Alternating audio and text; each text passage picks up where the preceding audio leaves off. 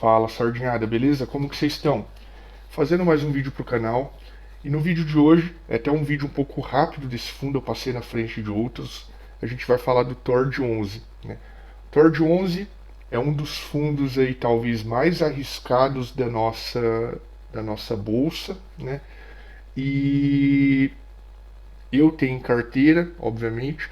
E por ele ser talvez um dos mais arriscados, se não o mais arriscado, né? Na minha análise hoje, é basicamente o mais arriscado. É, a gente tem que fazer um acompanhamento basicamente pontual. O fundo soltou o relatório, a gente tem que analisar, então eu fiz as minhas análises que são bem mais profundas ontem de noite, assim que saiu o relatório eu já peguei e fiz aqui. E vou trazer uma visão de alguns pontos importantes agora aqui para vocês. Tá? Mas ele é um fundo que tem que ser muito pontual.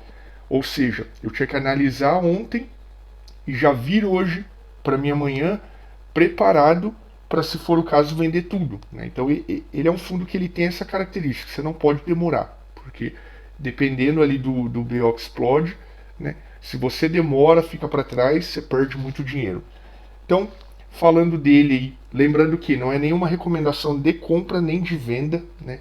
Eu tenho ativo porque eu tenho uma tese também por trás, eu vou até explicar um pouquinho dela, mas não estou recomendando compra nem venda, e vocês que são responsáveis aí pelas escolhas e decisões. Curte, compartilha aí o vídeo, compartilha não, né? Mas curte e segue aí o canal, só para acompanhar e dar uma força para mim, beleza? Vamos lá ao vídeo. Falando então rapidamente, a minha posição nele é 16%. É minha maior posição. Minha maior posição é no fundo mais arriscado que tem. Né?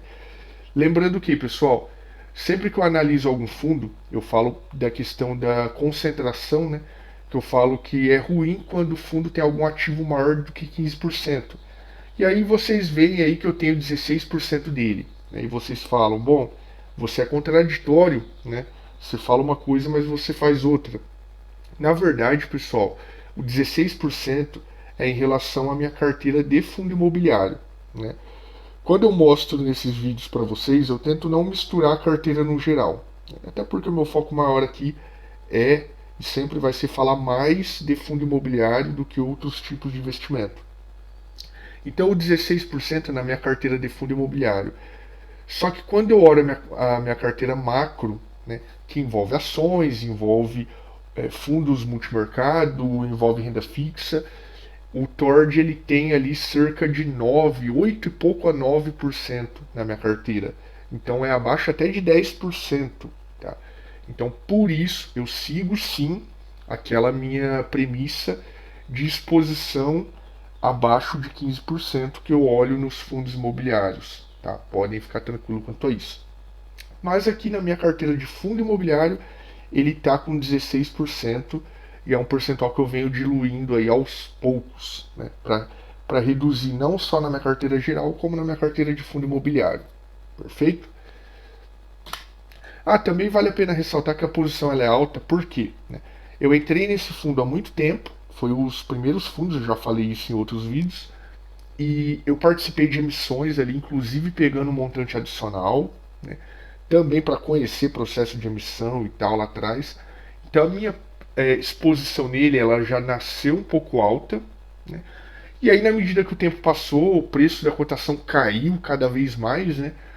Ainda teve aumentos de posição. Então eu já fiz trade nele, né? Eu já falei também em vídeos passados, eu já fiz trade, swing trade, para reduzir ali valor contábil negativo. Já fiz aumento, já participei de subscrição com montante adicional. Meu preço ainda é ruim nele, não é um preço bom. Então, assim, pessoal, TORD 11 é um ativo que já teve de tudo ali para mim.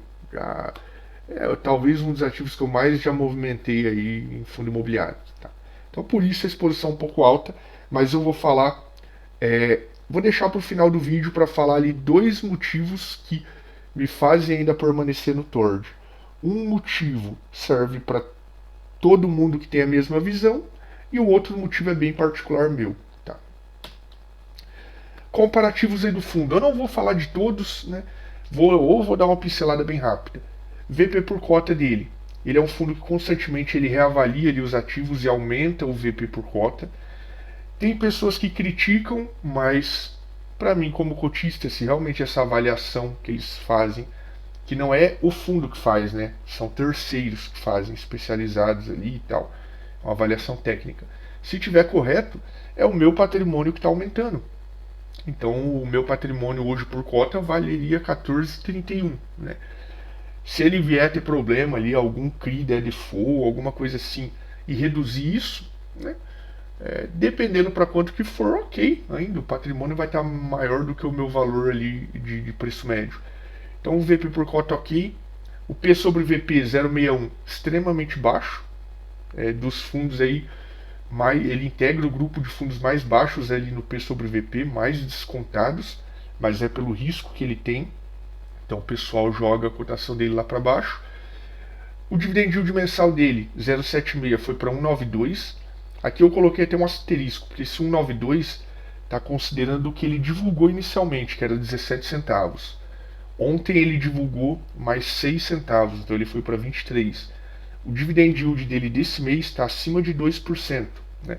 No relatório gerencial a gente vai ver ali quanto que está, mas está bem mais alto. A gente vai falar sobre isso no relatório.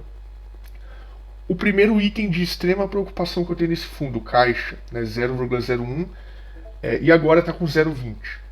Extremamente baixo. E qual que é o problema do caixa baixo? A gente vai ver no relatório gerencial que quando o caixa do fundo é baixo e o fundo precisa de dinheiro, o que ele tende a fazer? Alguma coisa meio desesperada, né? Então ali no relatório gerencial o próprio fundo fala que precisou de forma ali meio pontual de um caixa, não tinha dinheiro, teve que vender cota do DVFF no prejuízo para arcar aí com o que precisava, né? Esse é o problema do caixa, é por isso que é um indicador que eu venho e coloco aqui. Talvez muitos olhem e falem, pô, para que isso aí, né? O que tem a ver? Aqui é o exemplo, né? O fundo com caixa extremamente baixo e de forma desesperada teve que realizar prejuízo, né? No relatório eu vou falar mais. A base de cotistas dele não aumenta muito, normalmente aumenta um pouquinho no mês, reduz um pouco no outro, mas o pessoal está muito pé atrás para entrar nesse fundo. Teve a entrada de 500 novos investidores aí, né? Mas não tem aumentos muito grandes. E já é uma base alta de cotista, né? 100 mil aí, em vista de outros fundos, ele tem uma base alta. Muitos talvez seguram, não vão vender porque estão com prejuízo alto também. Então talvez a base só não reduz mais porque o pessoal está amargurando prejuízo aí e não quer vender. Eu mesmo, eu tenho prejuízo nele e eu não reduzo minha posição, não quero sair dele. Mas eu não reduzo a minha posição no momento, porque eu venho fazendo um trabalho ali. Já expliquei um pouquinho em outro vídeo, vou explicar um pouquinho mais hoje. Tá? O resultado dele, aqui eu coloquei 2 itens seguidos, vou falar rapidinho deles, no relatório eu falo mais. O resultado caiu ali drasticamente, de 36 milhões para 575 mil. Né? Oh meu Deus, o fundo está falindo. Né? Não é isso. O fundo mudou a sistemática dele de liberar ali a DRE, né? De mostrar a DRE. Onde antes ele fazia uma DRE única com a visão contábil. Né? Ele mostrava um resultado contábil ali, todo mundo via, nossa, teve tanto de resultado, teve 36 milhões ali de resultado. Mas o resultado era contábil, né? E agora ele separa entre resultado contábil e resultado caixa. A partir de hoje, nos meus comparativos eu vou mostrar o resultado caixa, né? Então esse 575 mil é resultado caixa, tá? Então mudou drasticamente, não é que o fundo piorou, não, ele está seguindo na mesma linha, só que a forma de demonstrar ali que mudou, né? E eu vou seguir a nova forma caixa. Então, a partir do próximo mês, o número aqui já não vai estar tão distante igual agora, né? Já vai estar bem próximo aqui. E aí sim a gente segue acompanhando. Só que pelo que eu já vi no novo DRE, e a gente vai falar sobre isso, né? Ele tem uma situaçãozinha um pouco preocupante quanto ao resultado caixa dele, né? Eu vou falar na hora que a gente falar da DRE lá no relatório. As despesas, a mesma coisa que o ponto acima, né? Quando a gente pega e calcula uma despesa sobre 36 milhões, né, ela fica extremamente baixa. Quando a gente pega a mesma despesa e calcula sobre um resultado aí de 500 mil, ela vai lá para cima. Então esse número também é fruto dessa mudança aqui, né? E na medida que o resultado aumentar, as despesas aumentam, né? Aqui a gente pode olhar e falar, nossa, mas é muito alta a despesa. O que se tem que levar em consideração, né? A taxa de gestão do fundo basicamente é sempre a mesma, né? Já que é calculado sobre o PL, é meio que sempre a mesma. Se o fundo tem alguma taxa com a CVM, se o fundo tem alguma despesa com jurídico, despesa com auditoria, o valor vão ser sempre os mesmos, né? Não vão mudar. Só que o resultado do fundo muda, né? O resultado do fundo caixa ali é baixo. Então por isso que a despesa vai lá para cima, né? Uma ressalva, pessoal, a gente vai ver no relatório, mas 50% dos ativos do fundo não geram nenhum resultado, não geram nenhuma receita. Então, é um item que tem que ser olhado com cuidado. Tá? Alavancagem. Não tem alavancagem, o que ele tem ali, ele deixa abertos os pagamentos do período, taxa de gestão, algum imposto de renda ali que ficou em aberto, alguma taxinha, alguma despesa ali jurídica ou auditoria. Então são coisinhas mais pontuais ali que ficam em aberto. É bem levinho aí a alavancagem. Concentração, sim, ele é concentrado em Serra Verde, GPK no geral, né? Tá tudo no mesmo na mesma cesta. E a questão de subordinada, ele é muito concentrado em cota subordinada. A gente vai falar essas concentrações aí no relatório gerencial. Vacância não tem, e FIIs com TORD no portfólio são 5 FIIs aí que acreditam na tese e estão aí com o TORD no portfólio. Um deles é o Iridium, né, IRDM11, que inclusive está extremamente concentrado aí no TORD, tem 20% das cotas do TORD, né? Tem total poder aí para chamar a assembleia se quiser, para fazer alguns movimentos aí se quiser, né? Já que ele tem uma participação muito alta, né? A gente segue acompanhando aí. Então esses são os indicadores. Tem itens sim de acompanhamento periódico e até pontual, né? O caixa, o resultado, as despesas, as concentrações, ativos de alto risco. Então, por isso que eu estou fazendo o vídeo até um pouco mais rápido. Saiu o relatório ontem, eu já estou publicando o vídeo hoje, sendo que tem fundo que liberou o relatório há 2 dias, 3 dias e ainda não saiu o vídeo aqui no canal. Tá? Vamos então para o relatório gerencial, pessoal. Falar um pouquinho aí do relatório gerencial do mês 6. Então, falando do relatório, deixa eu até ir para a página aqui inicial, né? Vocês estão vendo aí o relatório gerencial, né? Primeiro item que eu sempre comento, a questão das taxas, aqui na esquerda, tá? Estou passando o mouse aqui para vocês verem. Deixa eu aumentar aqui a tela. Então a taxa dele, como ele passou de 500 milhões aqui de PL, deixa eu diminuir aqui. Ó, ele passou de 500 milhões de PL. Então, se a gestão e a administração estão respeitando isso aqui certinho, e eles têm por obrigação que respeitar, eles caíram a taxa de 1,30 para 1,10, né? E aí meio que cai por terra. Tem muita gente que fala assim, tem influencer que fala, né? Desconfie de fundo que está aumentando o PL, sendo que todos estão diminuindo. Eu concordo. É um cenário que, principalmente a marcação ao mercado, tende a levar a cota para baixo, o PL para baixo. Por quê? Porque os ativos ali em CRIs, eles vão sofrer marcação ao mercado para baixo, vão desvalorizar, né? E isso leva o PL para baixo. Esse fundo, quanto aos CRIs ali, não é muito claro como que ele está reavaliando, né? Porém, algo que leva o patrimônio do fundo para cima são as equities e são os fundos de investimento imobiliário que ele tem, né? O Serra Verde, que está extremamente valorizado na carteira, as equities que a gente vai ver ali embaixo, que estão com uma valorização também muito alta, né? Isso que leva o PL para cima, tá? E aí vai ter aquele que fala, eles aumentam o valor do PL porque a taxa de gestão deles vai aumentar, né? Ok, pode ser, né? Só que aqui a gente observa isso, né? A taxa reduz de 1,30 para 1,10. Então, na mesma medida que aumenta o valor da base de cálculo aqui, que é o PL, reduz o percentual cobrado. Né? E reduz até bastante, 0,20 aqui por cento, né? Não está reduzindo pouco. Aí fica a pergunta: será que o movimento de aumento de cota patrimonial é realmente para captar mais taxa?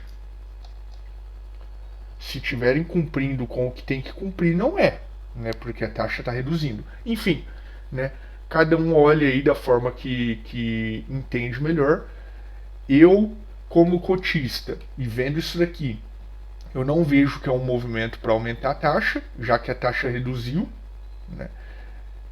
Beleza, reduziu agora, eles já vem aumentando há um certo tempo. Ok, até aí eu concordo sim, mas se fosse nesse movimento só para cobrar taxa, eu acredito que eles teriam parado aqui em 490 e poucos milhões e não tivesse aumentado mais, né?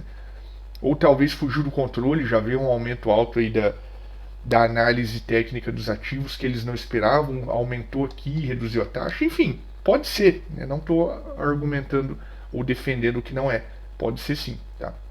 Mas reduziu a taxa, ótimo.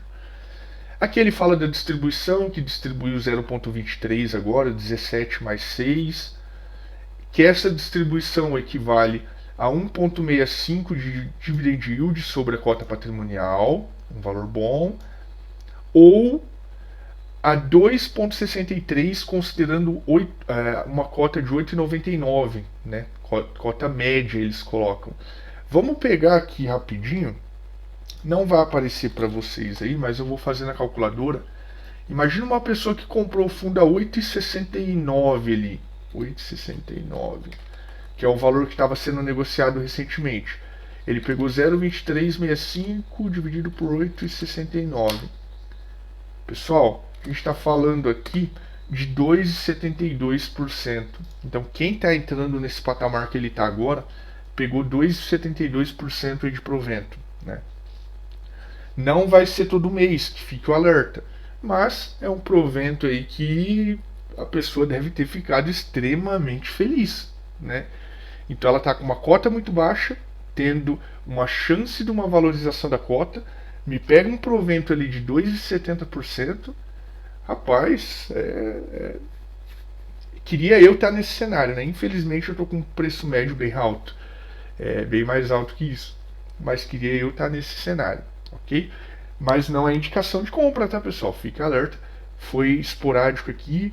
Próximo mês vai vir certamente um provento michuruca, né? Certamente vai vir um provento michuruca, então não conte com isso em próximos períodos, tá?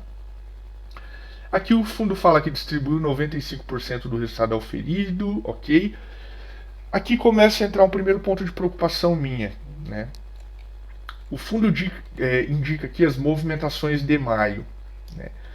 Ele fala que venda do CRI GPK, venda do CRI Eco Resort, venda do CRI Grupo 100, venda do CRI Grupo 100, venda de cota do FI Lote M2 e venda de cotas do DVFF, né, ao preço tal.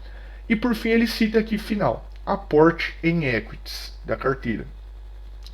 Primeiro item que me preocupa aqui, né? Ele vendeu. Ah, vende CRI, vende isso, vende aquilo, vende FI e tal. E aporta na equity, né? Ou seja, ele tirou ativos que geram receita e aportou em ativos que não geram receita, né? Ou seja, vai cair mais o resultado do fundo. É um primeiro ponto que eu já vejo aqui, vai cair mais o resultado do fundo. Vendeu ativos que performam e colocou em ativos que não performam. E a gente vai ver o aporte nas equities ali para baixo.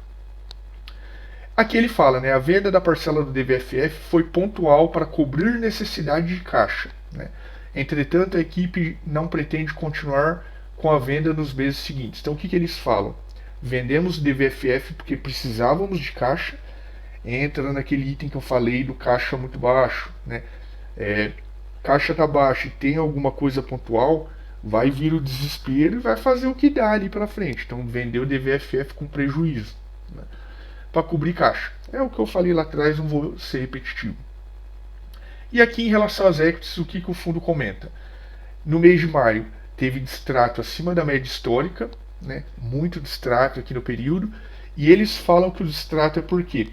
Eles pegaram ali todos os clientes que já estavam devendo acima de 150 dias e eles estão forçando ali o distrato desses inadimplentes. Para quê?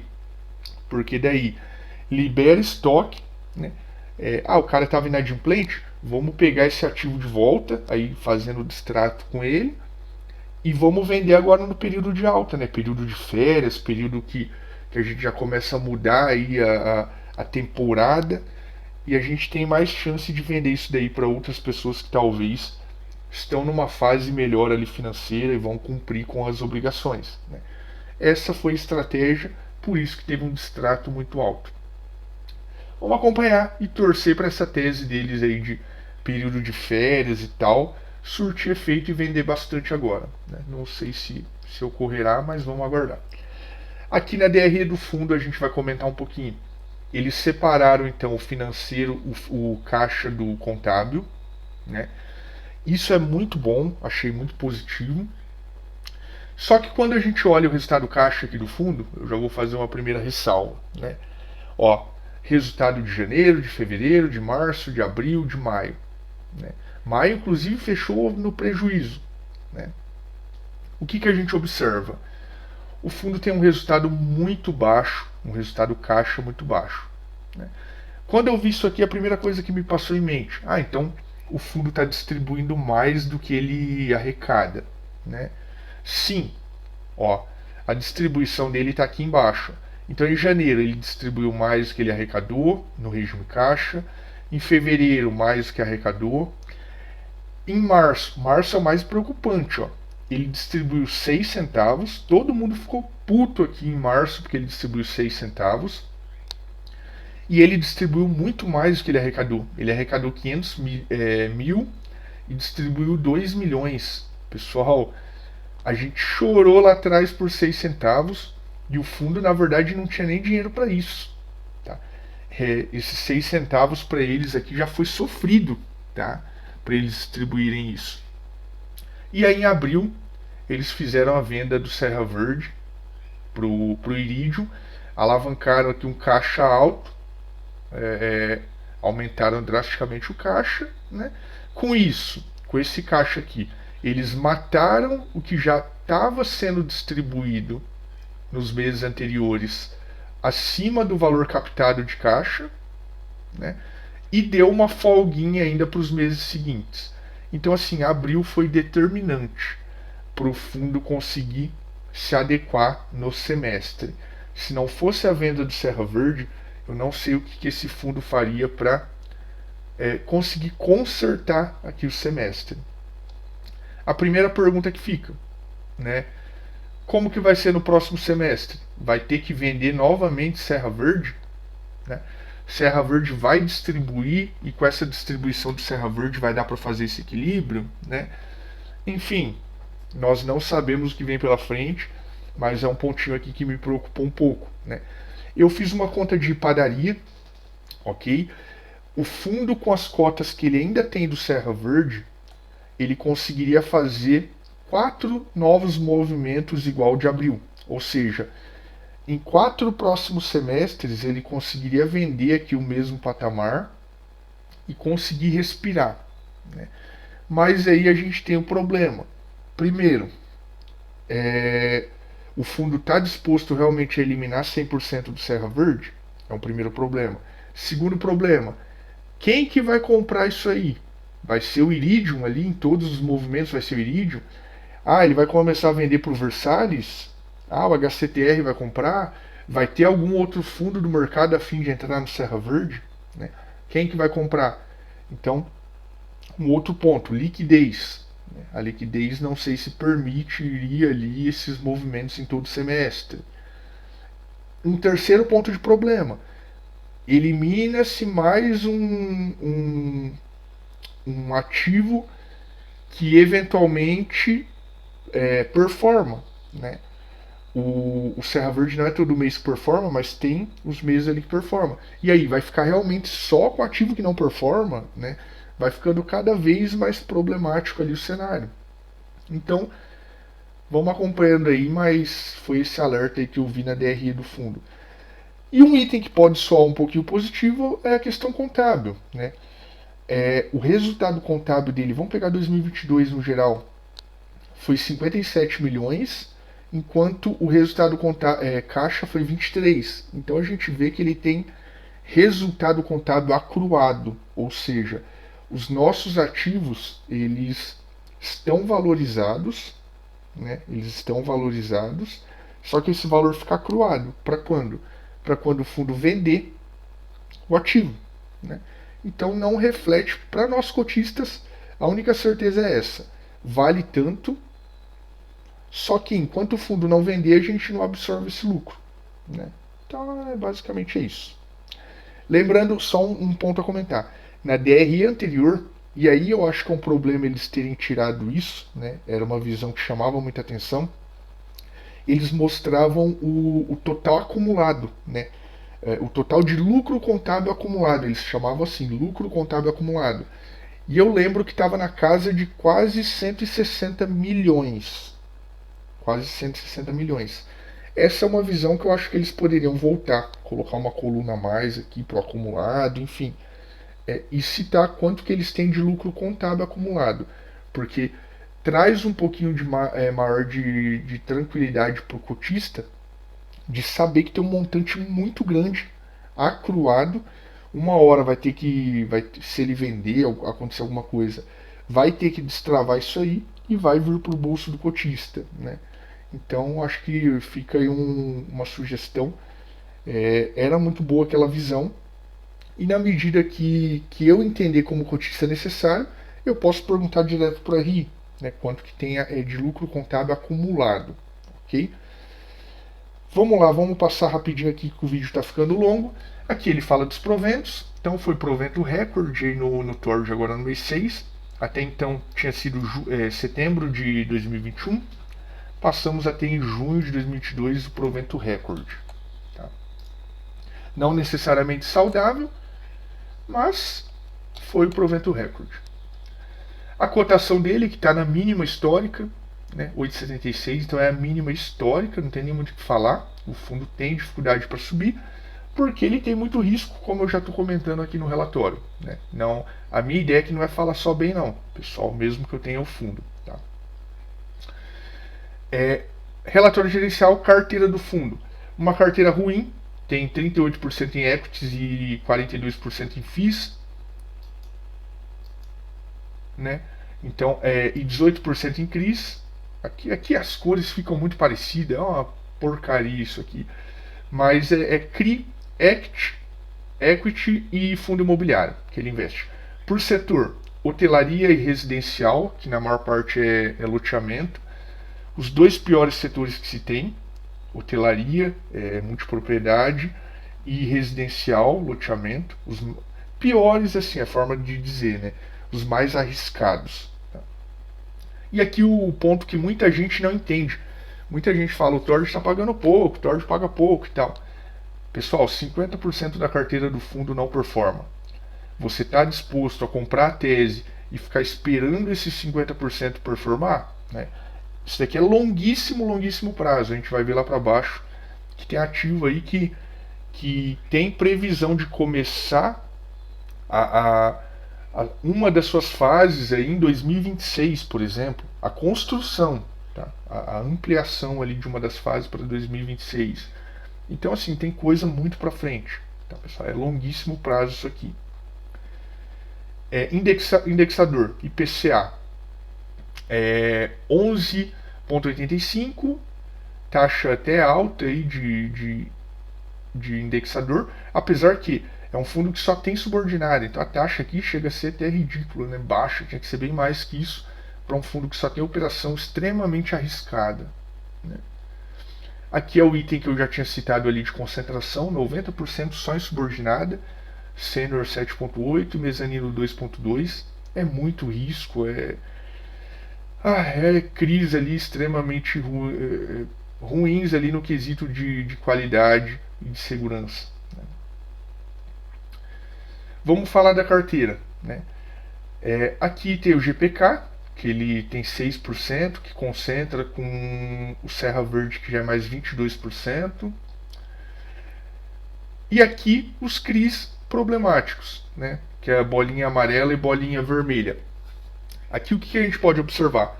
Todo mês eu pego e eu comparo com o relatório anterior para ver o que evoluiu, melhorou, piorou de cada um desses CRIs. Né?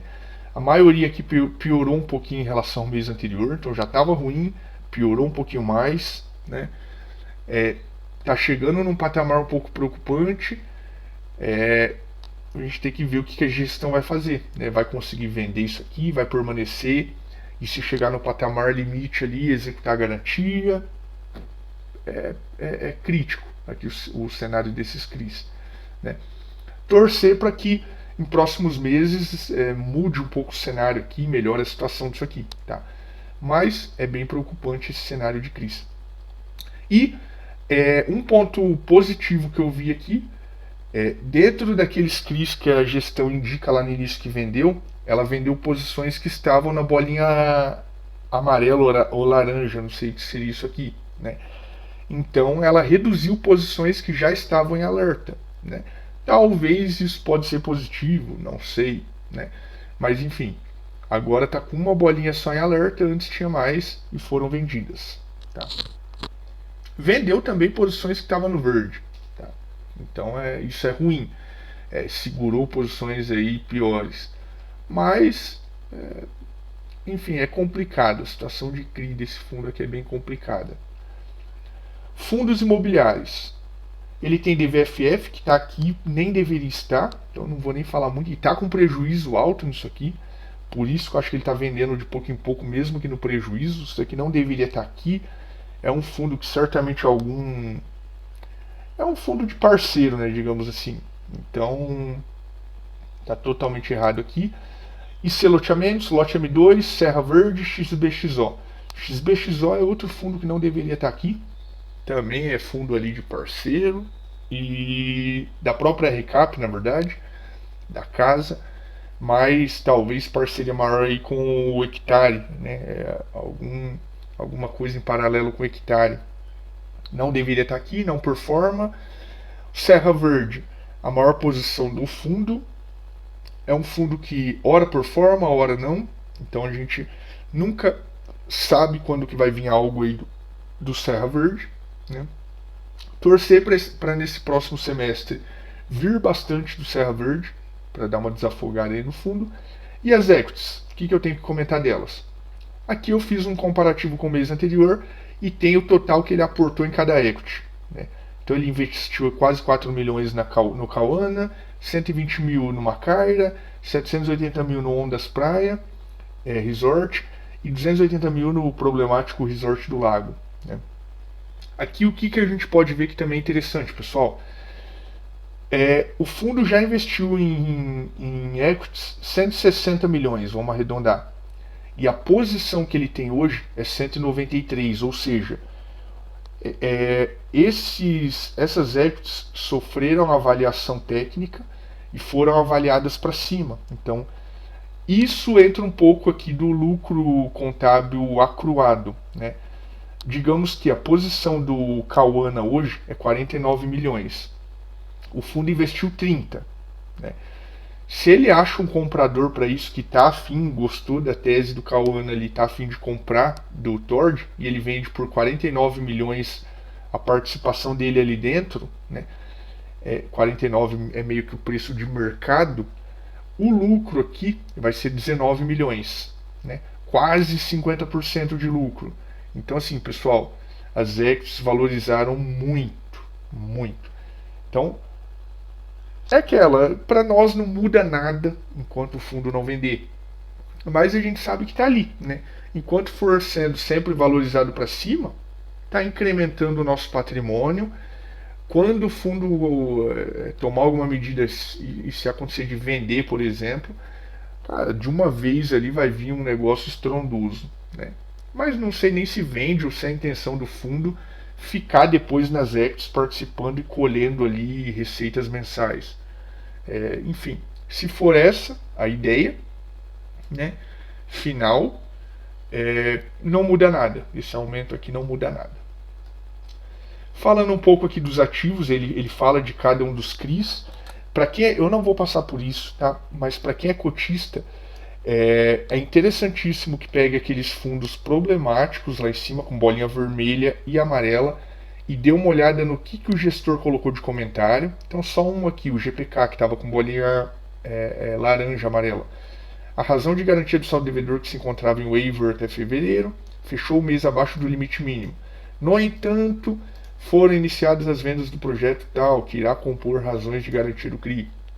Então, assim, ele fala o que está acontecendo e o que pode melhorar ali os indicadores daquele CRI. Vamos passar por isso aqui. Mas para vocês que são cotistas é indispensável dar uma lida nisso aqui. Tá? Os equities. Aqui também não vou focar muito, né? Eu acompanho mês a mês para ver o comparativo. Eu não trouxe aqui para vocês o comparativo, mas eu acompanho mês a mês.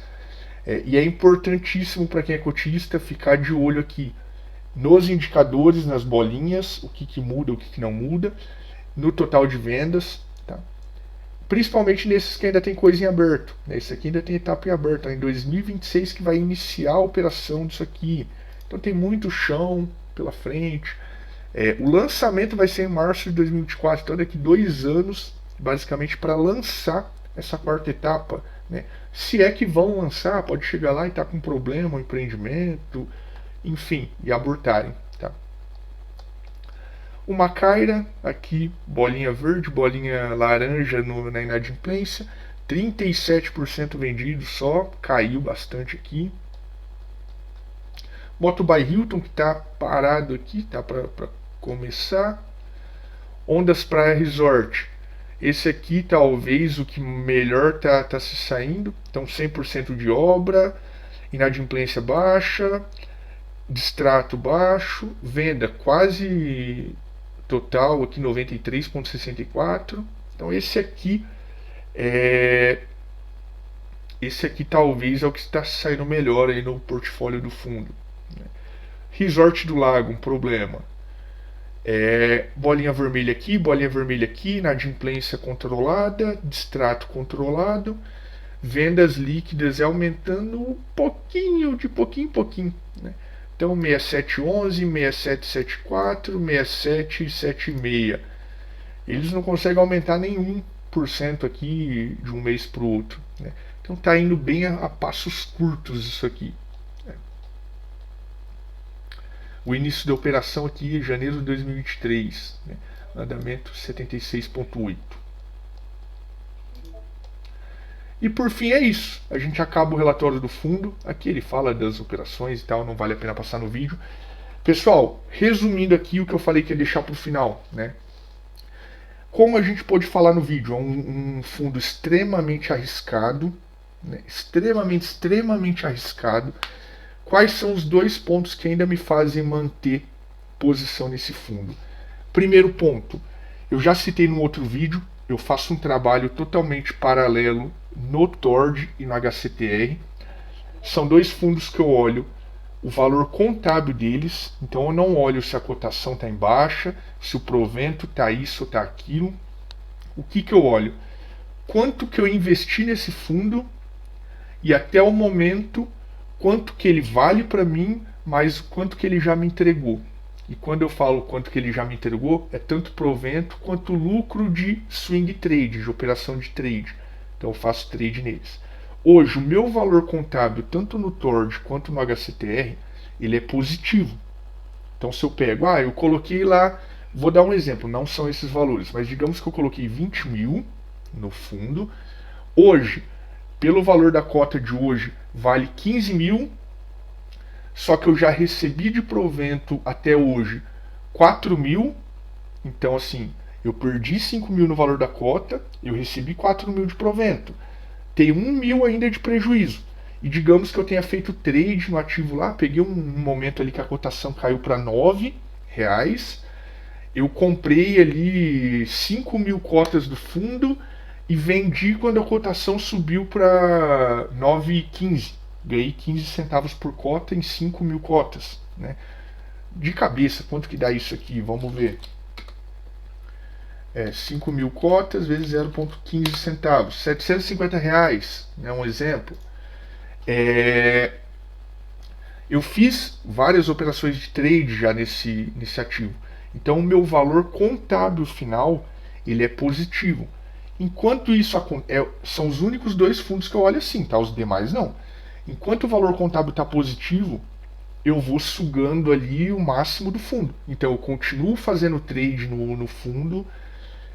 Quando me vem a oportunidade, eu continuo sugando provento do fundo e cada vez essa proporção de valor contábil final ela vai ficando maior, né?